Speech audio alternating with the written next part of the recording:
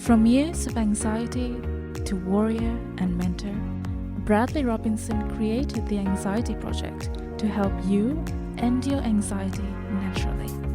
Let's mold the new you and let's end anxiety together. Hello and welcome back to the Anxiety Project podcast number 84. I am Brad Robinson and today I'm talking about the effects of bad role models. On this podcast, I talk a lot about positive role models and how important that is in your anxiety recovery. But let's step back and let's take a look at bad role models. What are the qualities and how do they impact your life and your current anxious identity? Because the goal is to change your situation, to move from being an anxiety sufferer to your current state to being an anxiety warrior, to being a teacher, a mentor even.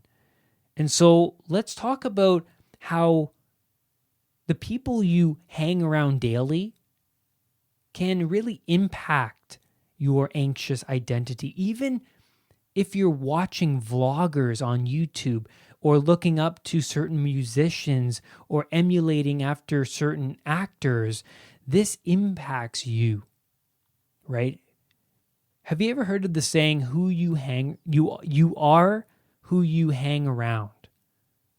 That's an important saying, and it's very true. You are who you hang around, and I'm going to get into that in just a bit.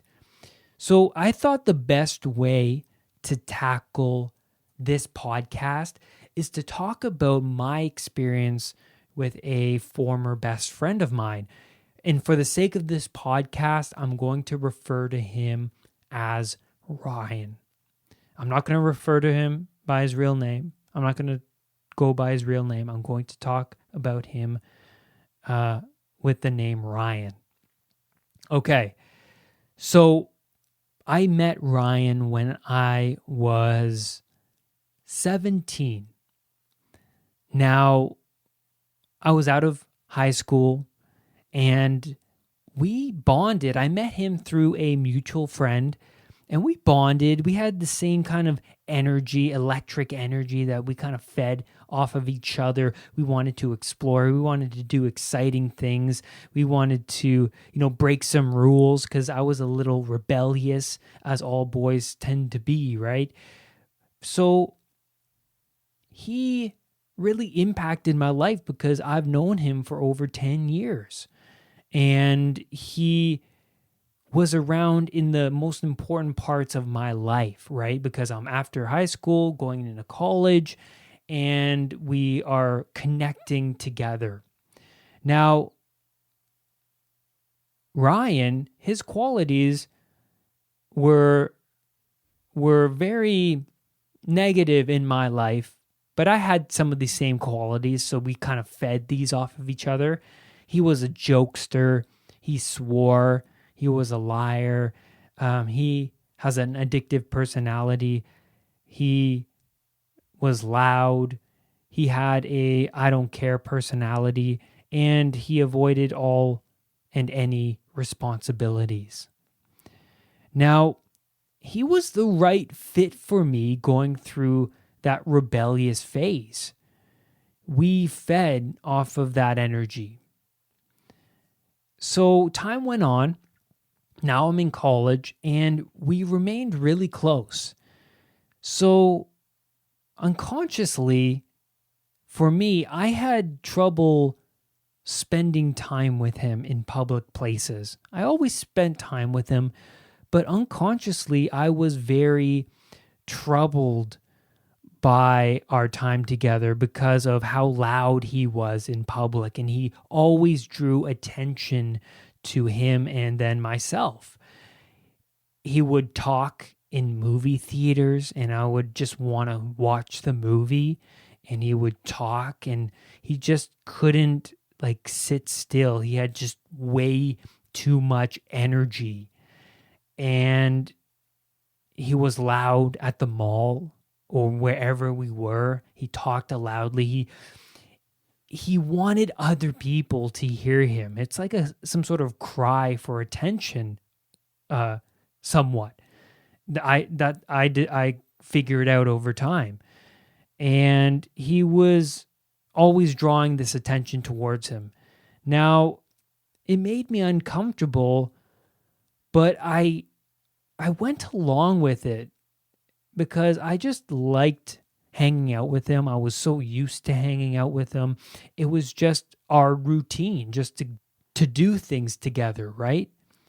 So who you spend your time with the most, you treat as a role model. We are very imitative creatures. We absorb other people's beliefs, values, and habits very easily. We have mirror neurons that mirror other people's behavior. You can say it's an unconscious imitation. So when I was away from my friend, I found myself acting in the same manner as him.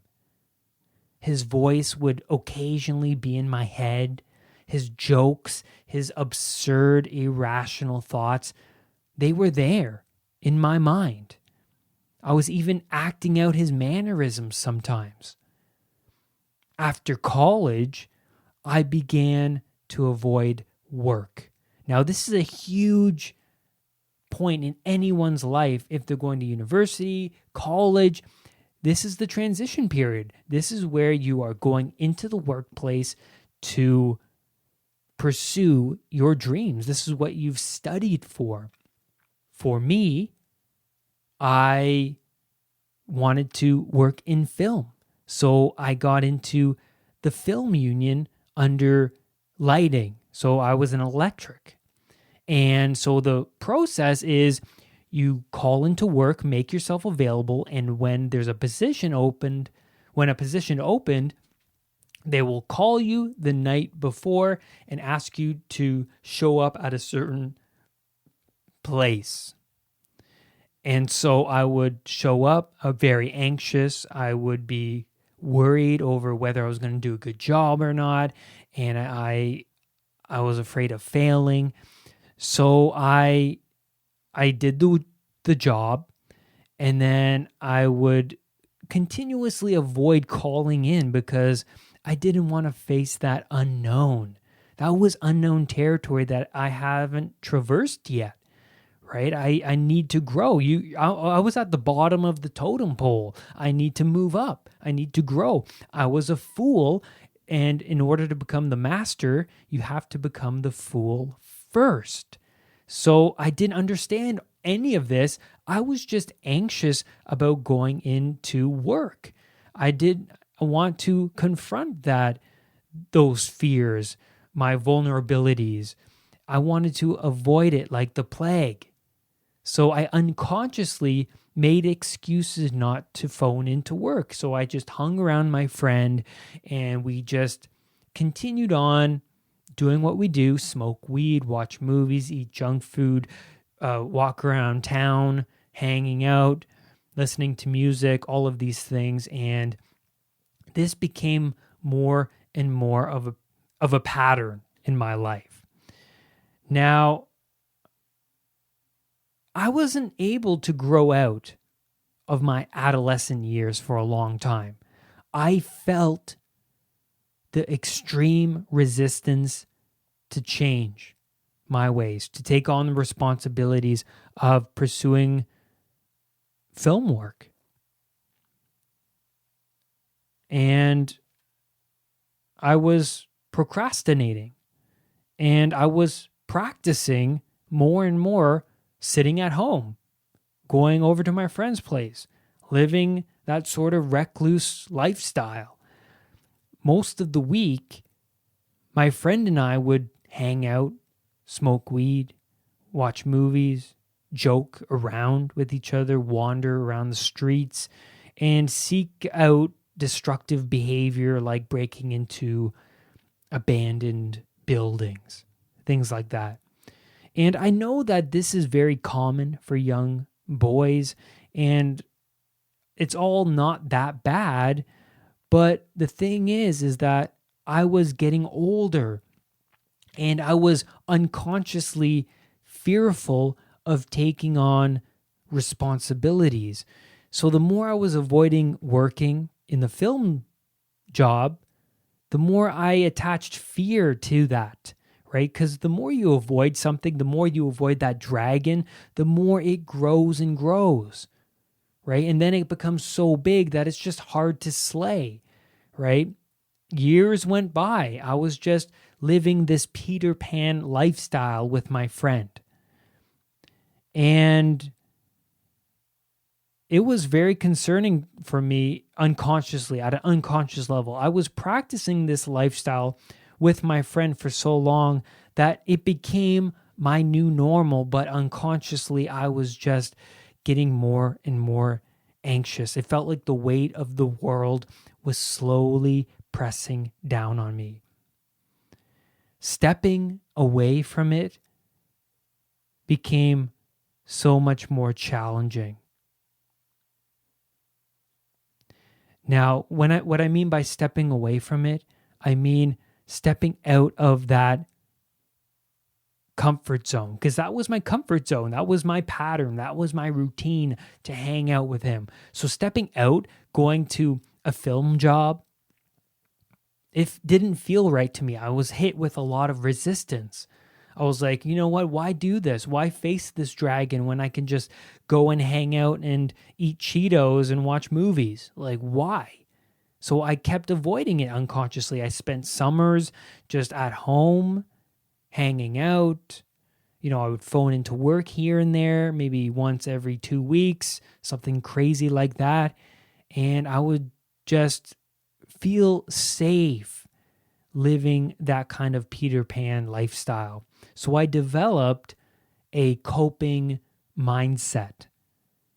Year after year went by, and I was continuously avoiding the next stage in my life. And the next stage, you can look at it as moving into adulthood, right?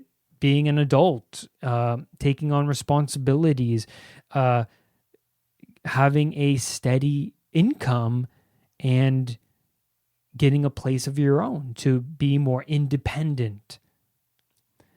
Anxiety grew, though, for me because I didn't step into this adulthood. I stayed in my comfort zone, and anxiety grew and grew. And especially watching other friends grow, I got more anxious. I saw other people buying places, getting better jobs, traveling, and I felt like, oh my God, I'm stuck here. I'm not doing that, and I'm not pursuing that. And I felt all of my insecurities bubble up, right? All of my faults. And like most people, I shoved those faults back down. And what I did was I went and saw my friend, and we would hang out, and I would just spend time with myself, listening to music and avoiding responsibilities further and further. And I started to feel resentful, bitter, confused, and anxious. My friend and I, we shared the same beliefs. We believed that things will just come to us. Success specifically. We believed that we were young, so might as well live it up. We were living this Peter Pan lifestyle. I keep saying that. If you don't know what it is, Peter Pan was king of the Lost Boys. Peter Pan didn't want to grow up because the only adult Peter Pan knew was Captain Hook. And Captain Hook is a tyrant. So Peter Pan's like, why would I want to grow up to be like that guy? He's a tyrant. So I'm just going to stay in this childlike mindset, be king of the Lost Boys on Pleasure Island, right? Not wanting to grow up. So I was the same way. We were the same way. Most days we were sitting around bored out of our minds. doing nothing. We were floating on this raft out in the middle of the ocean. And it wasn't just him that I was modeling after. I was listening to all kinds of music. And this music and these people were supporting my identity.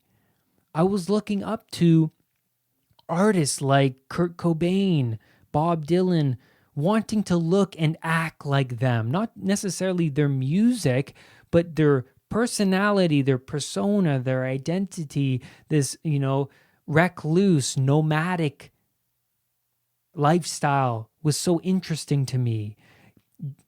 Jack Kerouac, who traveled across the states, I looked up to him, right? He was a writer and he lived this nomadic lifestyle, this rebellious lifestyle that I really admired. So I wanted to be like that. I was constantly reading that book he wrote, On the Road. I was watching videos of Bob Dylan all the time, Kurt Cobain, listening to their music.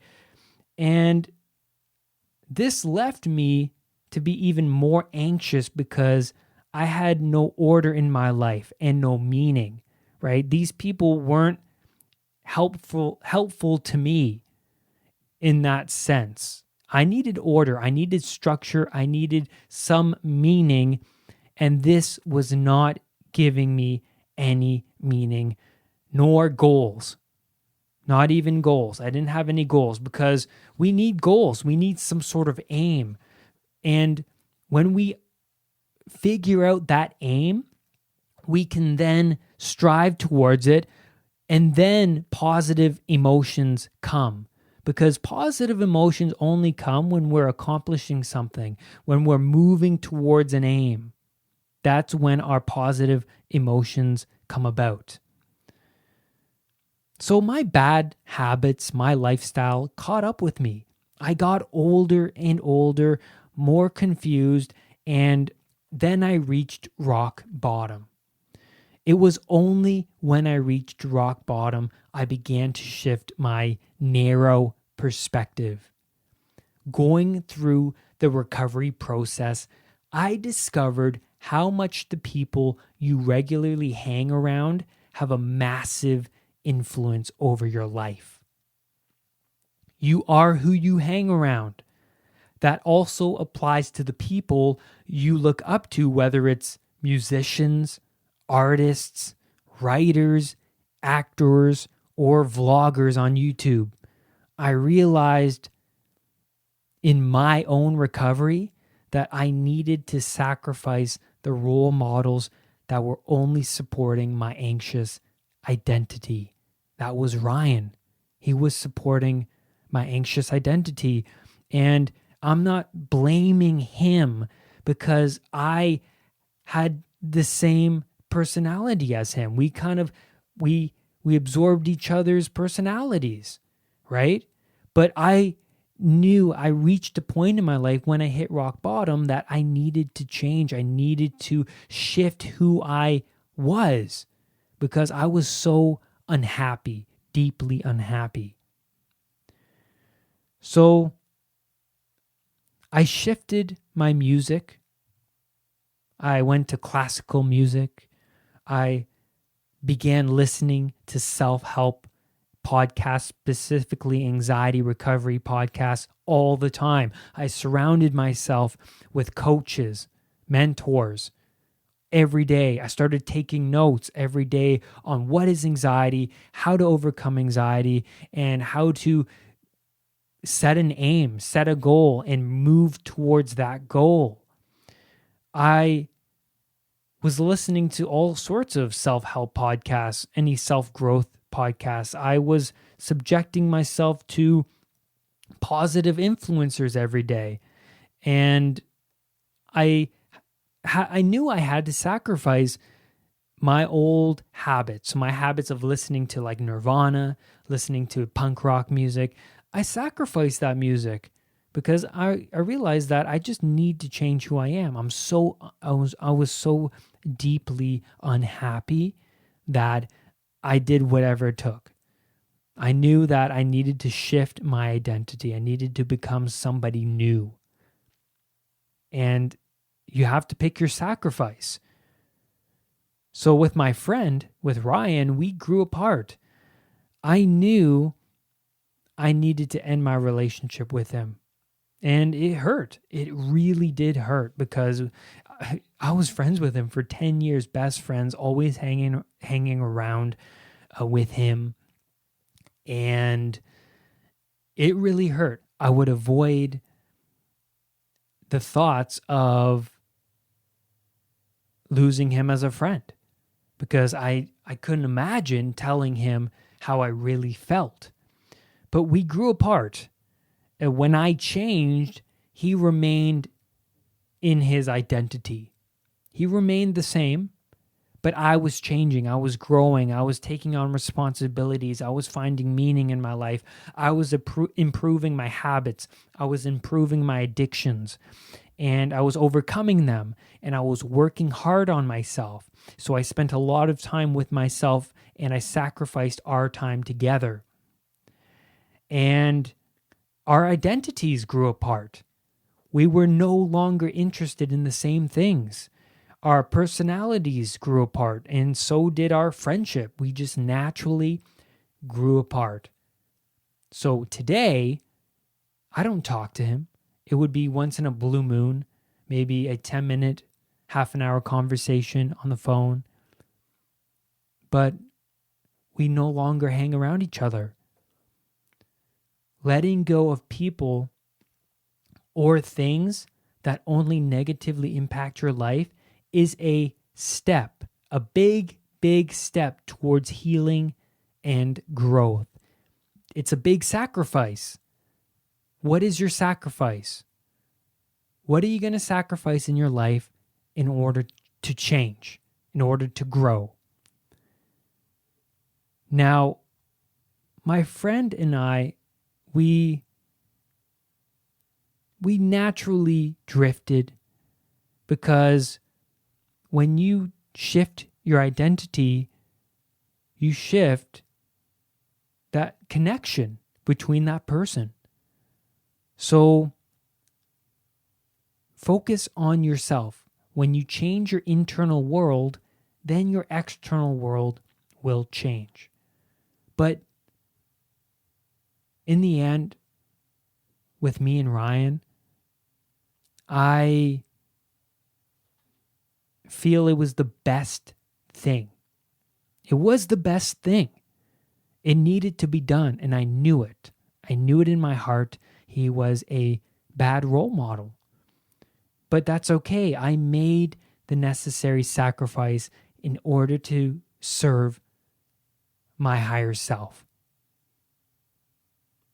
And that's where I'm going to leave you on today's podcast episode. Thank you so much. And remember, do not let anxiety define who you are. I will see you on the next podcast episode.